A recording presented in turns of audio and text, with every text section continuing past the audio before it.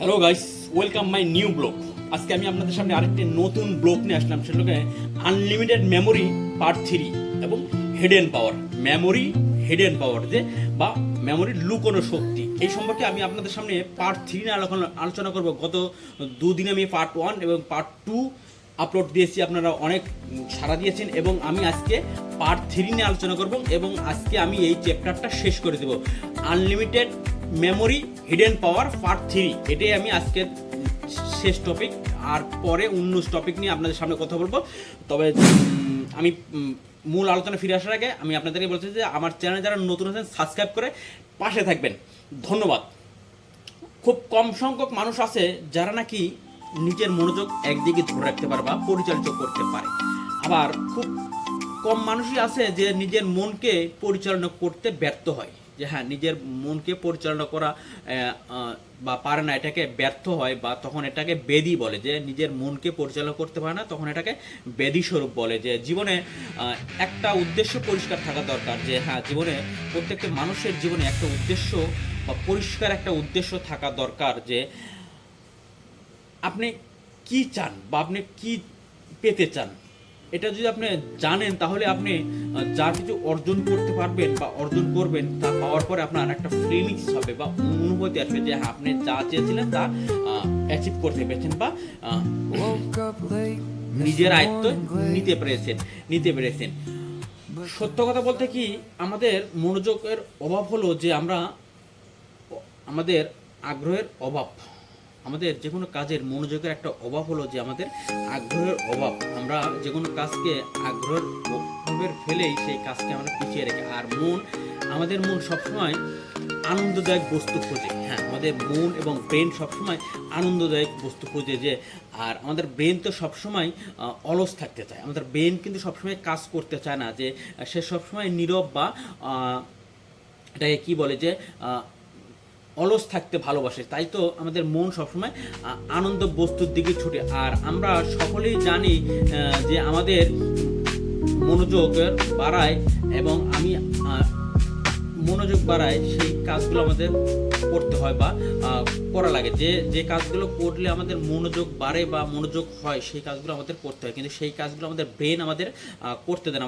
আমাদের ব্রেন সবসময় বাধাগ্রস্ত করে এবং ব্রেন সবসময় শান্ত থাকতে চায়, সে অলস থাকতে চায়। তাই তো আমরা সেই কাজগুলো করতে বাধাগ্রস্ত হই। আর আমি নিজে ব্যক্তিগতভাবে নতুন নতুন জিনিস শিখতে ভালোবাসি এবং সেগুলো অন্যের মাঝে পৌঁছায় দিতে বা অনেকে বলতে বা অন্যের মাঝে ছড়াই দিতে ভালোবাসি। আমি তাই তো সব সময় নতুন কিছু শিখতে ভালোবাসি এবং সেগুলো অন্যের মাঝে ভাগাভাগি করে দিতে বা অন্যের কাছে পৌঁছে দিতে ভালোবাসি। টনি রবিন্স, পৃথিবীর বিখ্যাত একজন মোটিভেশনাল স্পিকার টনি রবিন্স, এটা আপনারা গুগলে সার্চ করলেও পাবেন বা তাকে আমি স্মরণ করি এবং তার ভিডিওগুলো আমি দেখি। তবে উনি ইংলিশ বক্তব্য দেয়। এই টনি রবিন্স একটা কথা বলেছিল যে জীবন যদি আপনি বিরক্তি থেকে বেঁচে ফিরতে চান, যে আপনি বিরক্তি থেকে বেঁচে ফিরতে চান, তাহলে আপনাকে নতুন কোনো কিছু করতে হবে বা কৌতূহল হতে হবে। যে আপনি জানার আগ্রহ থাকতে হবে।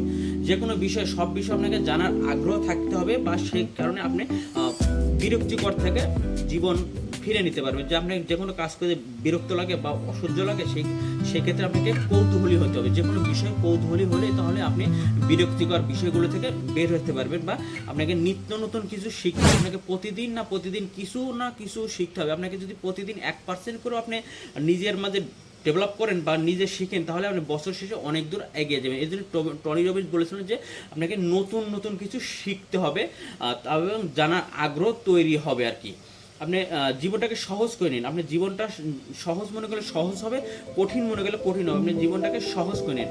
আর স্বপ্নর ছবি আঁকতে থাকুন। যে আমার স্বপ্ন আছে বা আমাদের যে স্বপ্ন, সেই ছবিগুলো আঁকতে থাকেন। আর যদি আপনি এই ছবিগুলো আঁকতে ব্যর্থ হন বা এই ছবিগুলো আঁকতে বা অনুভব করতে ব্যর্থ হন, তাহলে আমাদের যে শিক্ষা তা মূল্যহীন হয়ে পড়ে। আমাদের যে শিক্ষা বা লেখাপড়া বা ডিগ্রি, এগুলো তাহলে মূল্যহীন হয়ে যাবে যদি আপনি নিজের স্বপ্নকে ছবি আকারে নিজের সামনে না আনতে পারেন। তাই তো বলা হচ্ছে যে নিজের স্বপ্ন নিজের যে গ্রোথ আছে সেগুলোকে আপনি কল্পনার মাধ্যমে বা স্বপ্নের মাধ্যমে নিজের সামনে ছবি আকারে উত্থাপন করুন। আর যদি এটা না পারেন তাহলে আমাদের শিক্ষা ব্যর্থহীন হয়ে যায়। কোনো কিছু আমাদের মেমোরিতে প্রবেশ করানোর জন্য 5টি দিক আছে। আমাদের মেমোরিতে যে কোনো জিনিস প্রবেশ করাতে 5টি জিনিস আমরা সবসময় মূল্যবান করি। সেটার প্রথম হলো চোখ।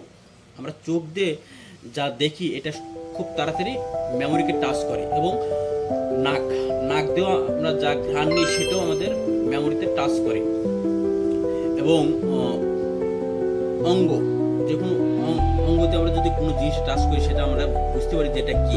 এবং সর্বশেষ জিহ্বাও আমাদের ব্রেনকে টাচ করার জন্য একটা মূল্যবান অঙ্গ। চোখ, কান, নাক, জিহ্বা এগুলো দিয়ে আমরা ব্রেনের সংকেত পাঠাতে বেশি সহায়তা করে আর কি। বিশেষ করে এগুলো খুব তাড়াতাড়ি আমাদের ব্রেনে বা মেমোরিতে বেশি সিগন্যাল দেয়, খুব তাড়াতাড়ি আমাদের সিগন্যাল পাঠায়। আর তাই তো আপনাকে বিশেষ কিছু করতে হলে ভিন্ন কিছু করতে হবে।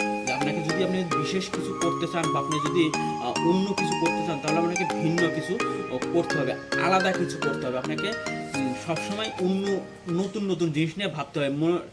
মনে রাখবেন, আপনি যত বেশি ভাববেন তত বেশি আপনার জানার আগ্রহ বাড়বে। আপনি যত বেশি ভাববেন তত বেশি আপনি জানার আগ্রহ বাড়বে, এবং তত বেশি আপনি দ্রুত শিখতে এবং দ্রুত উন্নত কৌশল ব্যবহার করুন। তাহলে স্মৃতিশক্তিকে মেমোরি আকারে নিজের মধ্যে সেট করতে পারবে। যে হ্যাঁ, আমাদের হিডেন পাওয়ার, যে আমাদের মেমোরির যে হিডেন পাওয়ার, এটা একটা খুব মূল্যবান জিনিস, মানে অজানা শক্তি। আমাদের মেমোরির অজানা শক্তিকে আপনি ব্যবহার করতে পারবেন। আর তাই তো বলা আছে, আপনার মেমোরি সবসময় শার্প রাখার জন্য আপনাকে নিত্য নতুন কিছু শিখতে হবে বা নিত্য নতুন কিছু জানতে হবে। যাই হোক, আমি এই ব্লগটিকে লম্বা করে যাচ্ছি না। আমার আজকের ব্লগের আনলিমিটেড মেমোরি পার্ট 3 হিডেন পাওয়ার, মেমোরি হিডেন পাওয়ার, এটা আমি পার্ট 3তে আজকে এই চ্যাপ্টার শেষ করে দেবো। আগামীতে আমি নতুন কোনো বিষয় নিয়ে আলোচনা করবো। আমার ভিডিও যদি আপনাদের কাছে ভালো লাগে লাইক করে দেবেন, কমেন্ট করে দেবেন এবং শেয়ার করে দেবেন। এবং পাশাপাশি যারা সাবস্ক্রাইব করেছেন তাদেরকে অসংখ্য ধন্যবাদ। এবং যারা আমার চ্যানেল নতুন আছেন, আমার চ্যানেলকে সাবস্ক্রাইব করতে পাশে থাকবেন। দেখা হবে পরের ভিডিওতে, নেক্সট ভিডিও নতুন কোনো টপিক নিয়ে। আমি আজকে এটা শেষ করে দেবো। Unlimited memory part 3, part 1, part 2 দিয়েছি, এবং পার্ট 3 দিয়ে এই চ্যাপ্টার শেষ করে দেবো। এবং পরে দেখা হবে নতুন কোনো ভিন্ন টপিক নিয়ে। আমি আপনাদের সাথে আবার দেখা করব।